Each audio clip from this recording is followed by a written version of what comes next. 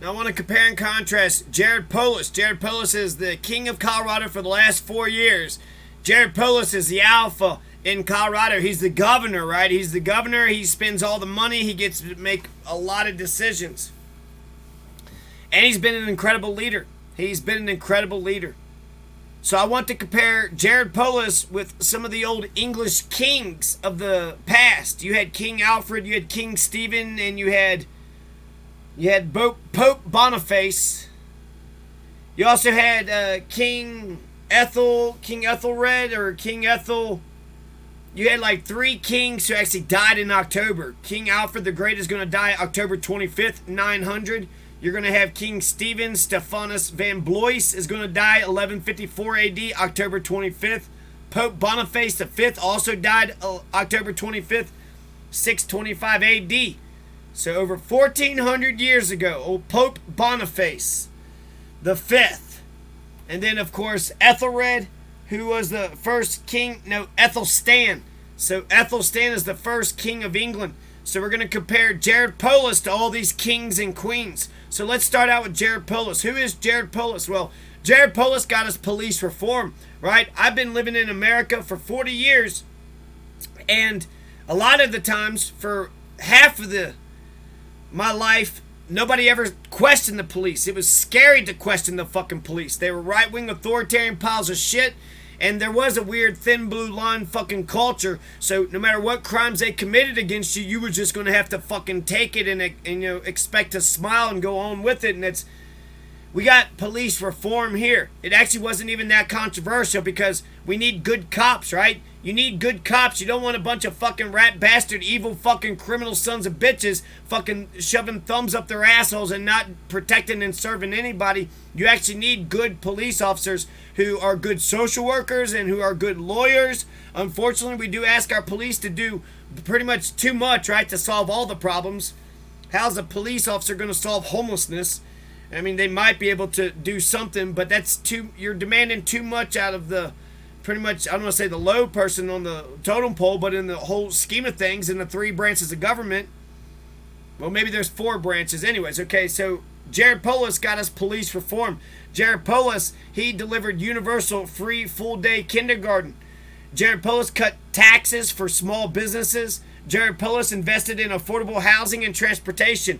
He was sitting there passing like fucking $1 million checks to this person and that person, a bunch of like park fucking shit and water stuff. And I mean, there's a lot of people that's in government's getting paid. And if you are able to open a business, you're not allowed to, well, invested in affordable housing and transportation. His efforts to expand healthcare access to medically underserved communities, ensure equity and justice, remain central to building a Colorado for all. It produced impactful legislation. So he's making progress towards his administration's bold vision. That is a good vision, to get universal healthcare. Otto von Bismarck got Germany universal healthcare back in the 1880s.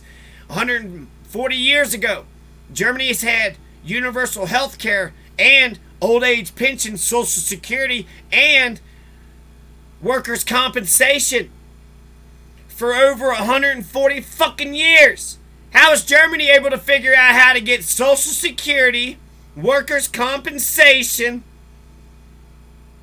I want to say unemployment insurance too, and fucking universal health care?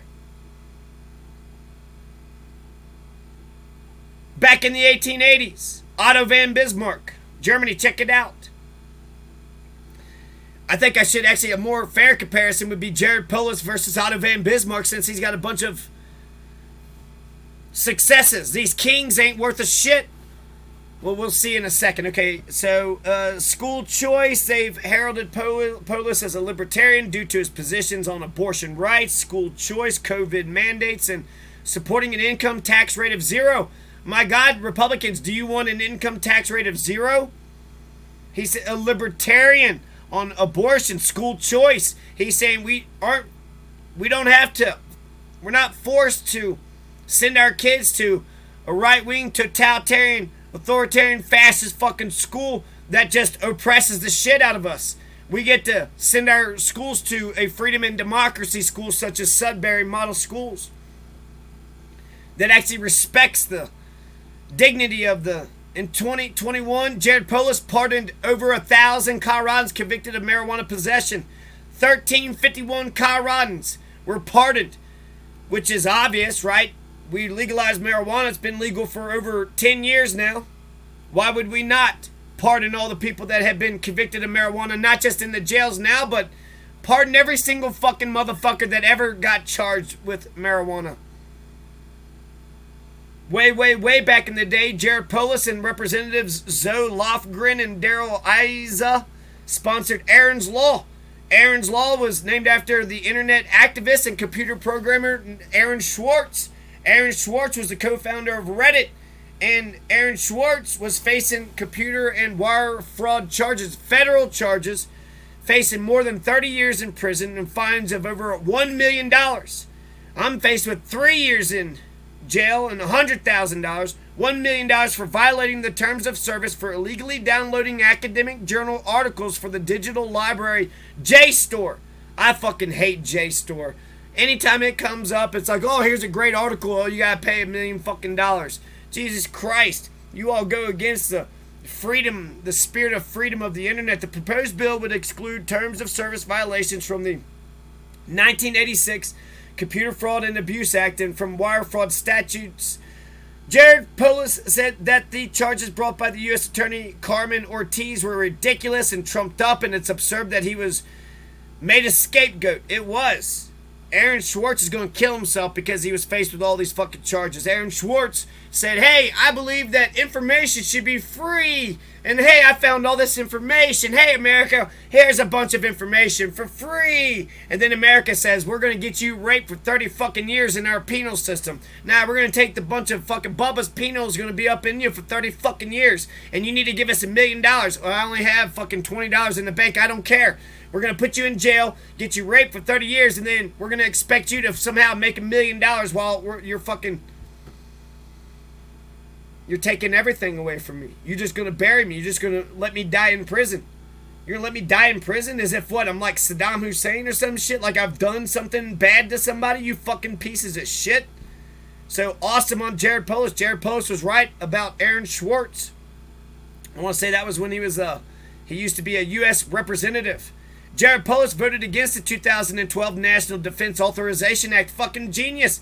The NDAA means that they can torture us, they can arrest and torture us under the war on terror. Send us down to Guantanamo Bay legally. They got some legal justification for that shit. You'd like to think that they're actually focused on the fucking war, right? But they use the Sherman Antitrust Act to go after unions, so... See, opposes Section 1021, drone controversy, implications to detention policy. After the 2012 NDAA was signed, Jared Polis and other House members introduced legislation to repeal the indefinite detention provision. Fantastic. Through legislation, though the legislation failed to pass the House, Section 1021 is now pending in the courts.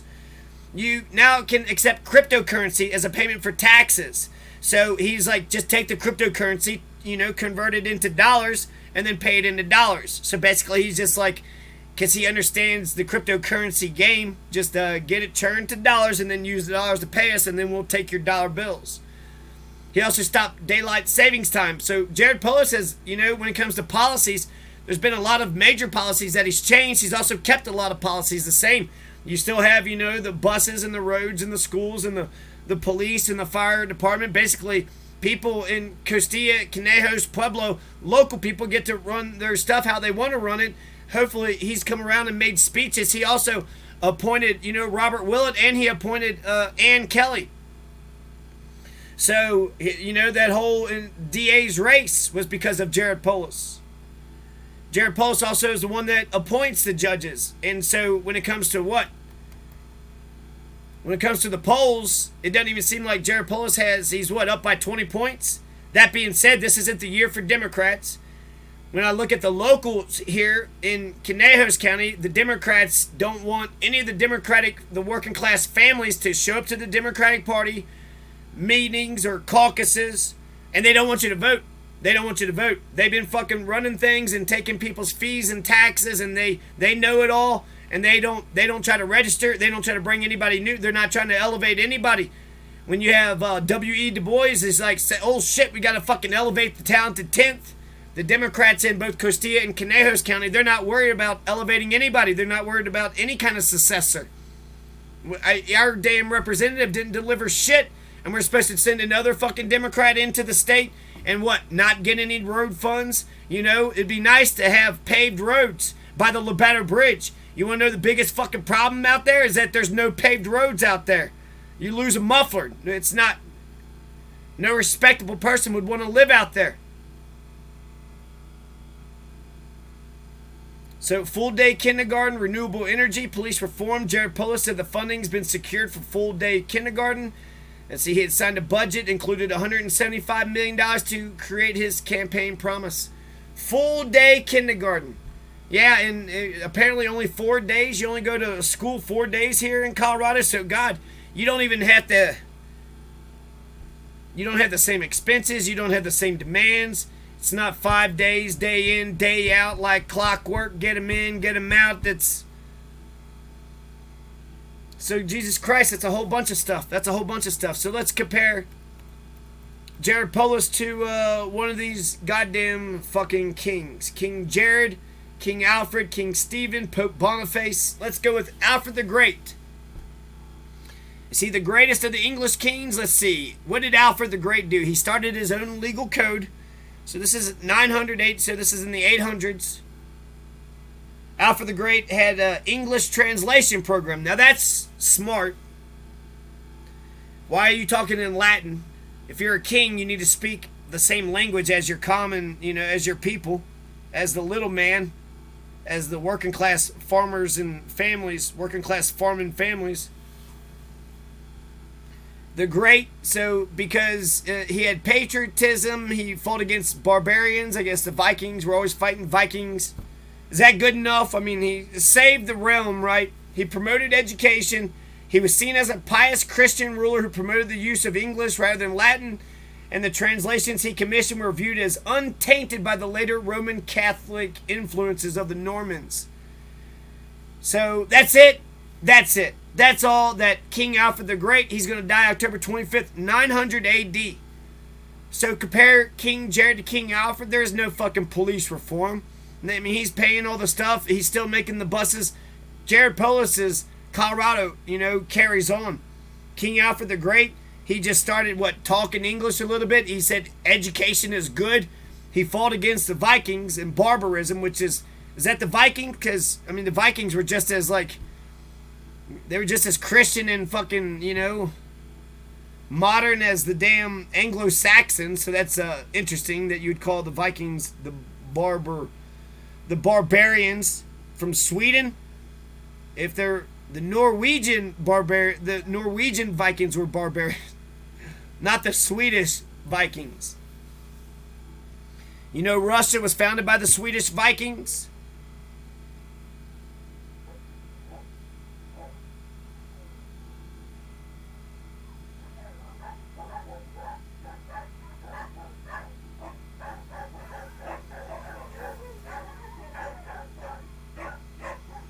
So we're going to have to wait for this for a second.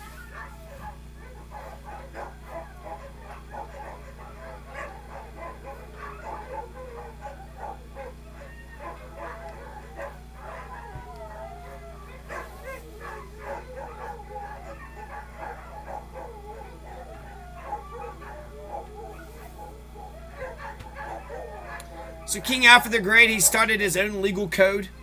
Didn't Hammurabi, he started his own code? Didn't Gilgamesh and Hammurabi have his own code? So it's cool that he started his own code way before Napoleon. It's cool that he established the rule of law. In fact, a lot of these kings and queens have their own legal code. I got a common law for Colorado called Johnny Law. I also have a top 10 criminal procedure. Also learning the rules of evidence right now. So he's speaking in English. He's fighting against barbarians. He talked about education. He really didn't do much. I guess he maintained the realm, and he started his own legal code. Jared Polis, we already have a code here. We got a constitution. We got CRS. There's a lot of laws. If anything, maybe Jared Polis can clean up the laws and try to, simplify them a bit. But that's compare and contrast King Alfred the Great versus Jared Polis. I think Jared Polis wins. I think he wins. Doesn't he? Alfred singled out in particular the laws he found out in the days of In My Kingsmen, da-da-da-da-da.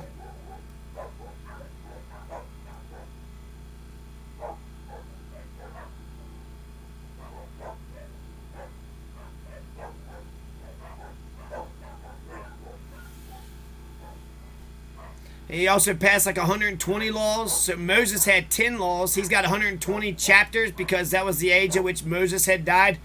How many chapters you got? 120. Why? Because Moses was 120 when he died. Was he really? You believe that? You believe that Moses was 120? Yeah, and I guess what? Fucking Abraham was 372.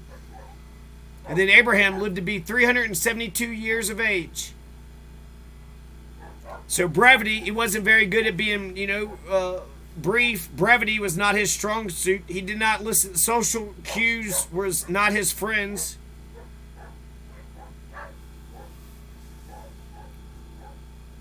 Normans are members of those Vikings or Norsemen who settled in northern France or the Frankish kingdom. Together with their descendants, the Normans founded the Duchy of Normandy and sent out expeditions of conquest and colonization to southern Italy and Sicily, into England, Wales, Scotland, and Ireland. The Normans were originally pagan, barbarian pirates from Denmark, Norway, and Iceland who began to make destructive plunder and raids. Normans sound like Vikings to me. Northmen, the Normans, Northmen. Isn't that what the Vikings were, the Norsemen? On European coastal settlements in the 8th century, 700s, during the 9th century, 800s.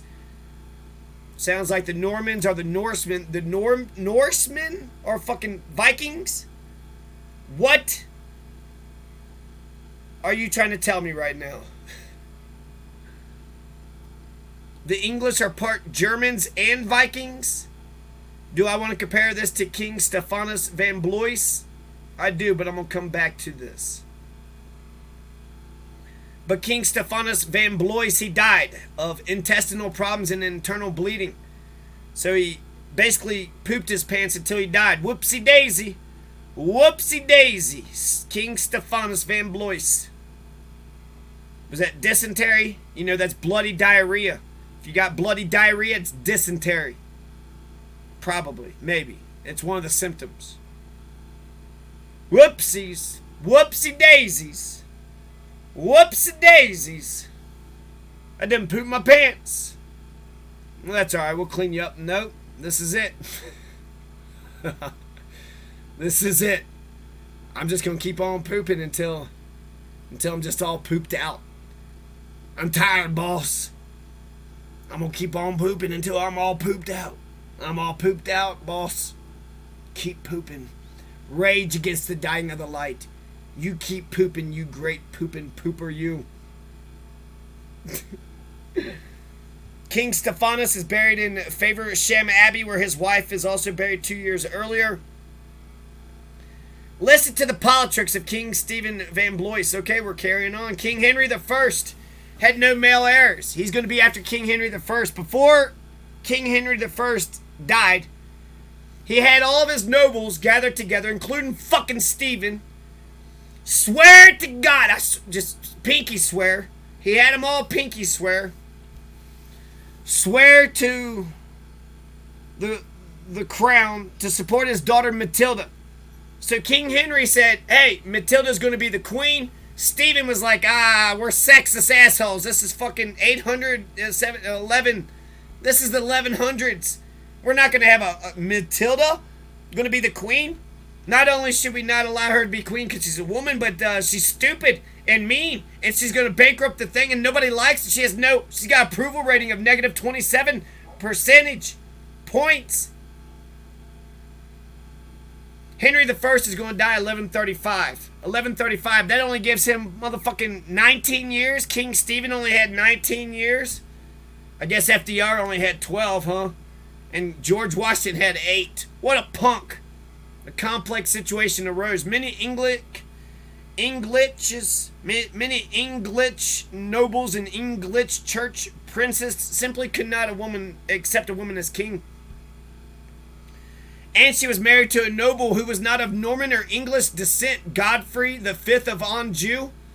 You're married to Godfrey the Fifth of Anjou, you woman. There's a fierce debate about the interpretation of the kingship, and at the same time the nobles from Normandy put Stephen's eldest brother Theobald the Fourth of Blois as a candidate for king. What the fuck is going on now? The Normans, the Vikings from Normandy.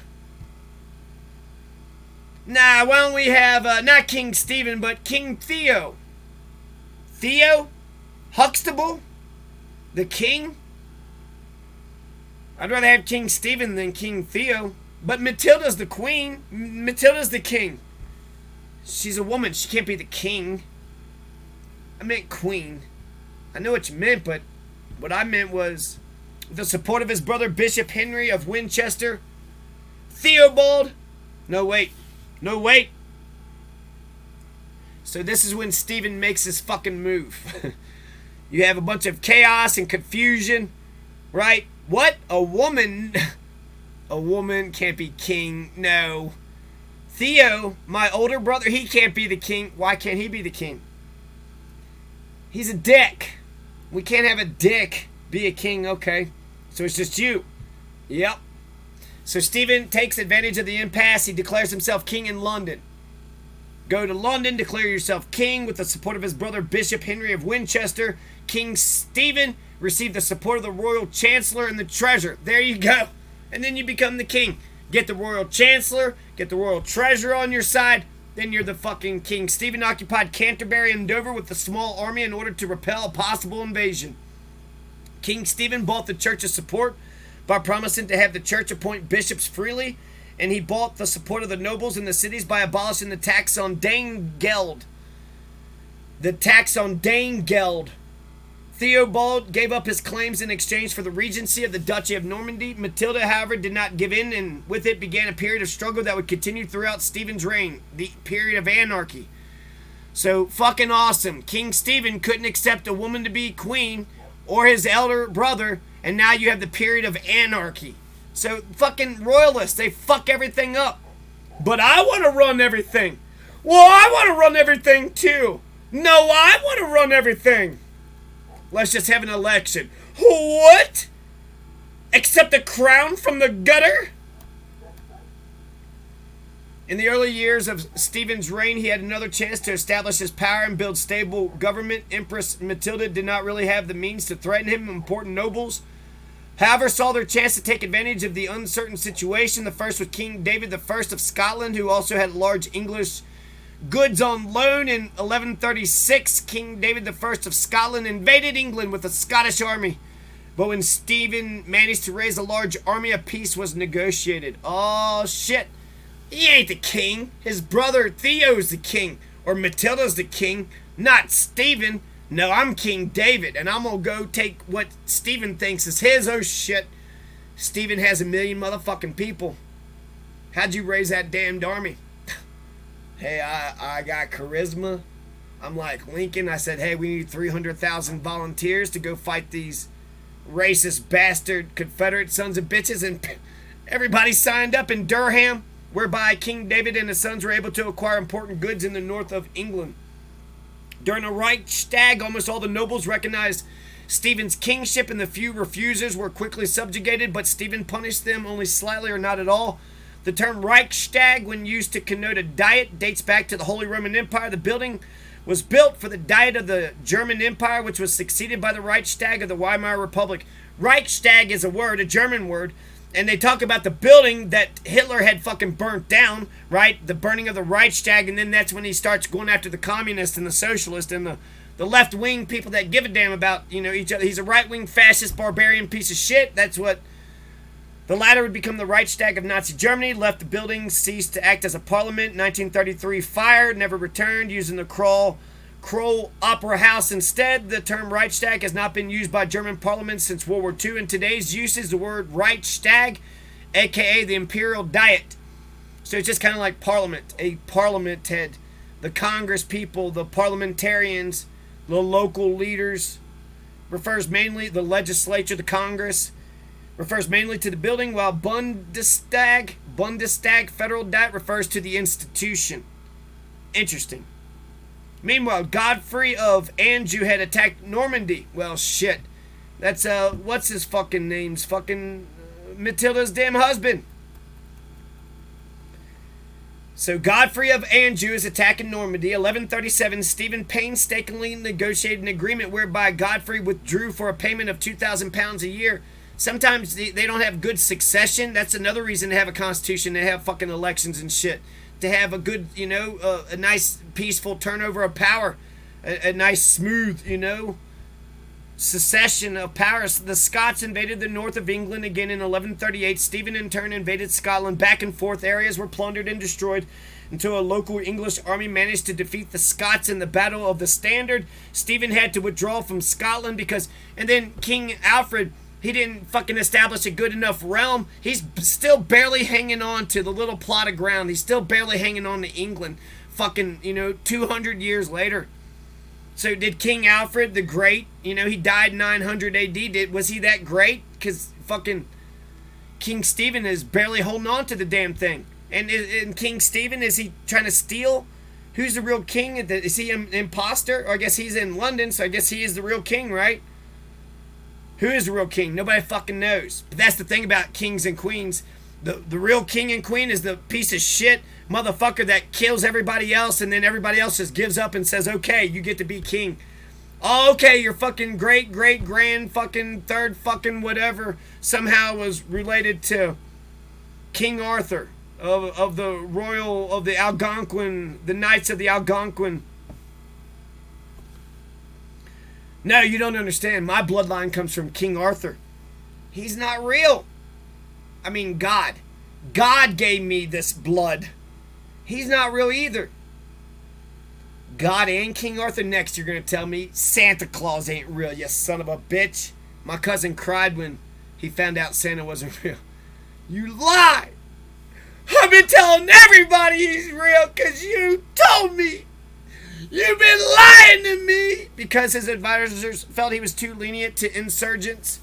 King Stephen had most of Shrewsbury garrison killed after they had surrendered. What? Bastard son. What the fuck? Nephew Robert of Gloucester, bastard son of Henry I of England, dissatisfied with the limited role Stephen had given him in the administration, decided to support Empress Matilda. Stephen managed to capture most of Robert's territories, refrained from attacking Bristol, Robert's main power base, but because his advisors felt he was too lenient to the insurgents, Stephen had most of the Shrewsbury garrison killed after they surrendered. So he was a butcher and a genocidal fucking maniac. Just killed people left and fucking right. Until he was the last person standing. Well, then he died, and then some other fucking power struggle happened, right? Stephen's brother, Bishop Henry, was appointed papal legate for England around this time. Stephen founded Furness Abbey. Queen Matilda negotiated a new agreement with David of Scotland in 1139, giving him control of Northumbria. That's interesting. I think I like David of Scotland and whoever he's control. I like the Northumbrians. I like the Scots. Who the fuck are the Welsh? Who the fuck is Wessex? Wessex? That is not a hill I'm gonna die. No, I'm not gonna fight and die for Wessex. I'll fight and die for Northumbria. Northumbria forever. Northumbria. The strategic castles of Newcastle upon Tyne and Bamberg, recognizing Stephen as king. Okay. Queen Matilda negotiated a new agreement with David of Scotland in 1139, giving him control of Northumbria, including the strategic castles of Newcastle upon Tyne and Bamberg, but recognizing Stephen as king. In 1139, apart from some local problems, Stephen clearly seemed to hold power in England and Normandy, but in the year the problems really started, largely caused by Stephen himself. He had a serious conflict with his chancellor, the Bishop of Salisbury. Salisbury steak? Salisbury steak. That's a crappy steak. As a result, his family sided with Empress Matilda. It's Matilda. As Stephen, in response, increasingly pushes through the appointment of confidants to ecclesiastical offices, breaking his promise of 1135, the relationship with the church as a whole deteriorates. So, I guess I'll have to close this up and then compared to the Pope and fucking Ethelberg in a second. But Empress Matilda, Arundel Robert of Gloucester, he gave him a safe passage to Bristol when he could have captured them. Is he not merciful?